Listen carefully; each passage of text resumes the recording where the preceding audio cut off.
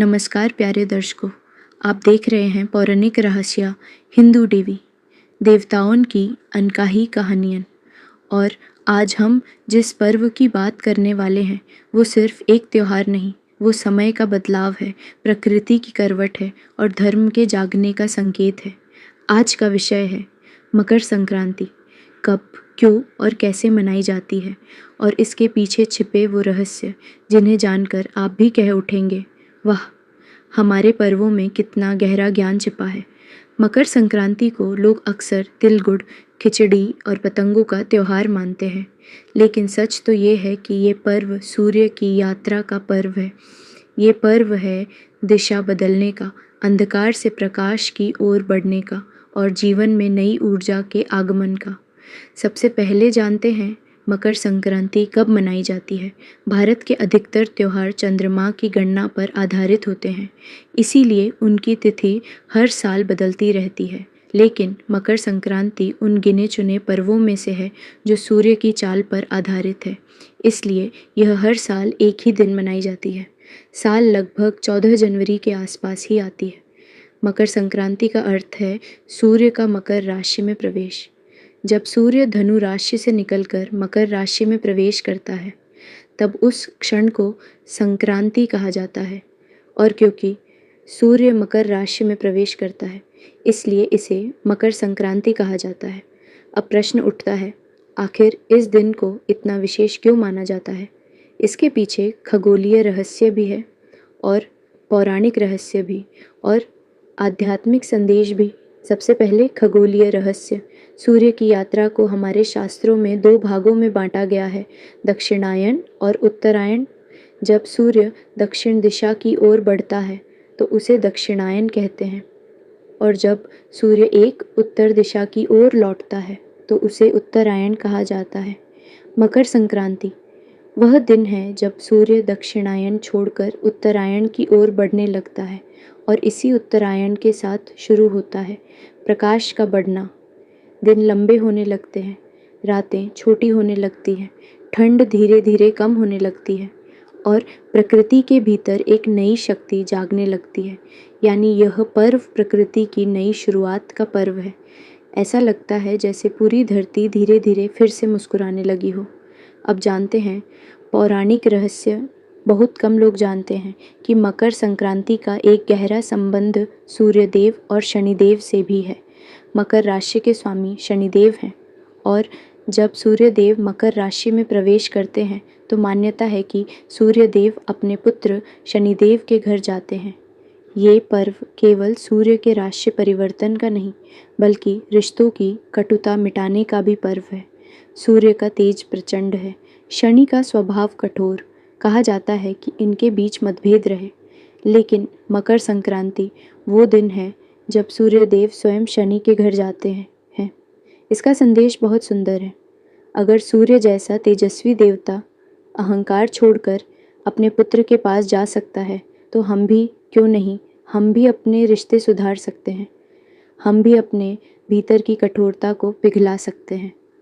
यही कारण है कि इस दिन लोग तिल गुड़ बांटते हैं और कहते हैं, तिल गुड़ खाओ और मीठा बोलो। अब आप सोचिए, ये सिर्फ एक कहावत नहीं, ये जीवन की सबसे बड़ी सीख है। तिल छोटा होता है पर उसमें शक्ति बहुत होती है। गुड़ मीठा होता है पर वो कड़वाहट को भी मीठा बना देता है। मतलब जीवन में शक्ति भी चाहिए और मिठास भी, तप भी चाहिए और प्रेम भी, कठोर कर्म भी चाहिए और मधुर वाणी भी। अब आते हैं आध्यात्मिक रहस्य पर। हमारे शास्त्र कहते हैं कि उत्तरायण का समय देवताओं का दिन होता है और दक्षिणायन देवताओं की रात। इसका अर्थ यह है कि उत्तरायण का समय साधना के लिए श्रेष्ठ होता है।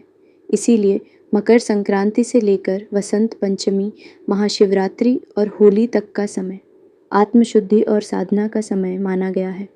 अब इसी विषय पर एक ऐसा प्रसंग आता है जो मकर संक्रांति को अमर बना देता है, और वो प्रसंग है भीष्म पितामह का। महाभारत में भीष्म पितामह को इच्छा मृत्यु का वरदान मिला था, यानी वो जब चाहें तभी देह त्याग कर सकते थे।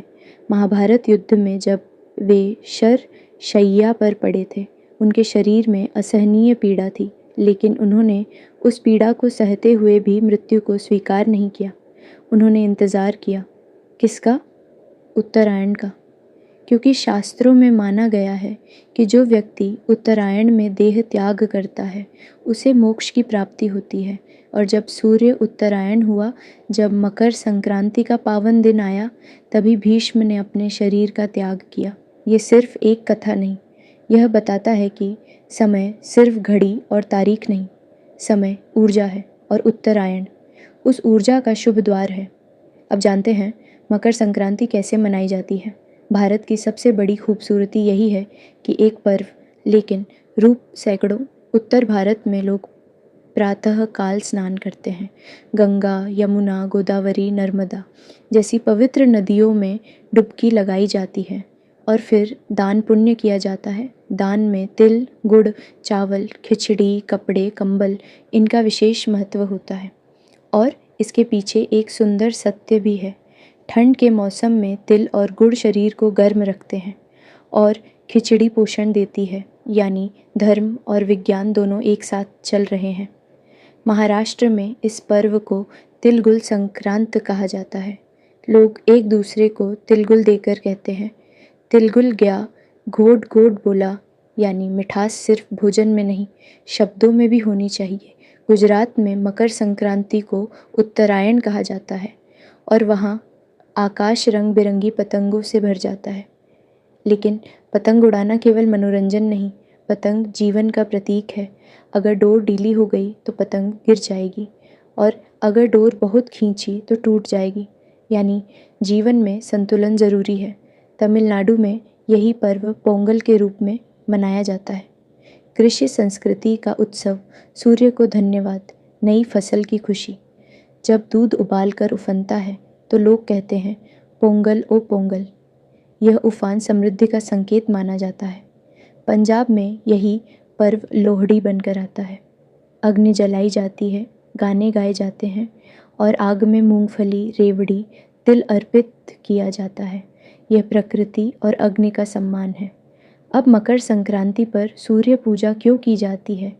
क्योंकि सूर्य केवल ग्रह नहीं, सूर्य देवता है, प्रकाश के देवता, ऊर्जा के देवता, जीवन के देवता। सूर्य का अर्थ है ज्ञान और अंधकार का अर्थ है अज्ञान। मकर संक्रांति हमें यही सिखाती है कि अपने भीतर के अंधकार को छोड़कर प्रकाश की ओर बढ़ो।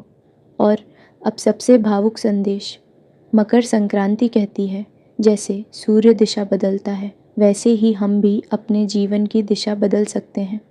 अगर आपके जीवन में कठिन समय चल रहा है तो याद रखिए, उत्तरायण निश्चित है, प्रकाश निश्चित है, अंधकार हमेशा नहीं रहेगा।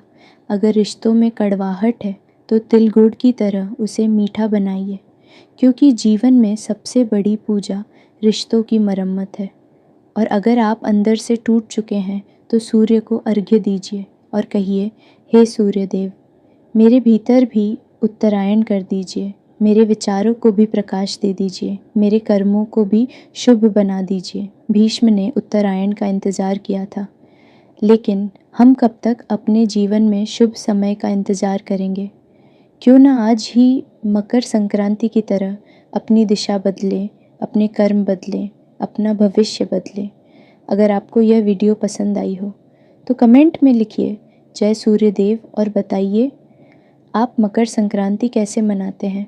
ऐसी ही अनकही पौराणिक कहानियों और रहस्यों के लिए चैनल को सब्सक्राइब ज़रूर करें, क्योंकि पौराणिक रहस्य में हम त्यौहार सिर्फ मनाते नहीं, उनका रहस्य खोलते हैं। जय श्री राम, जय महादेव, जय सूर्यदेव।